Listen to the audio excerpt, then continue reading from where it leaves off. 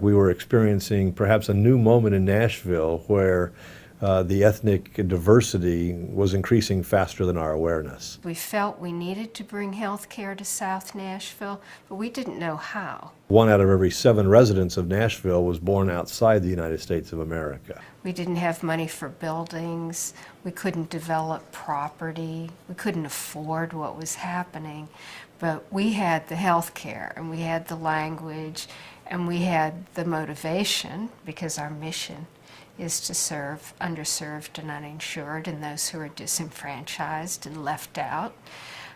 So we wanted to serve people, but we didn't have the means to do it in terms of the building. The idea of open doors, the idea of bringing 100 people together representing business and government and the nonprofit sector and healthcare and education, just for a conversation about this dynamic, seemed to be appropriate. And we were thrilled to have an extraordinarily positive response, a day of very enthusiastic conversation. Those working groups were made up of leaders. They were made up of people in the community that had a passion for that topic, but we really wanted to bring in people who could make change.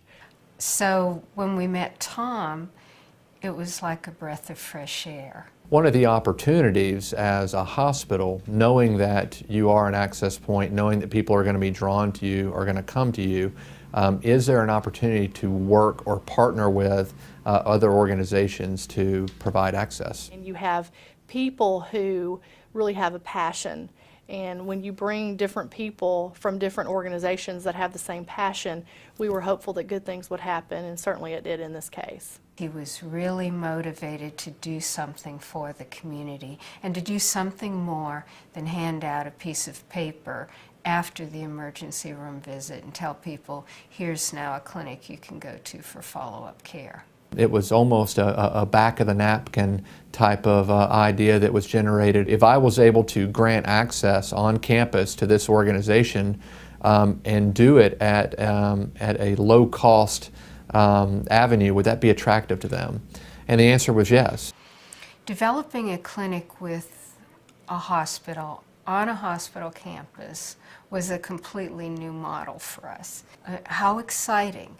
The emergency room is the magnet for people who need care, and we could be the backup to really see folks right away who came to the emergency room who just needed a healthcare home. We provided a in-kind lease agreement to United Neighborhood Health Services, basically gave them free rent to be in one of our medical office buildings, which gave them the ability to come and set up their primary care clinic here, basically with us helping subsidize the operations through the rental arrangement. What's happened at Southern Hills Medical Center is one of the tremendous stories, rather spontaneous in terms of a relationship that now serves people every single day. What happened almost more than a year ago was that Southern Hills really understood that there was a huge need in the Latino community and, you know, in the multicultural community around them to be able to serve,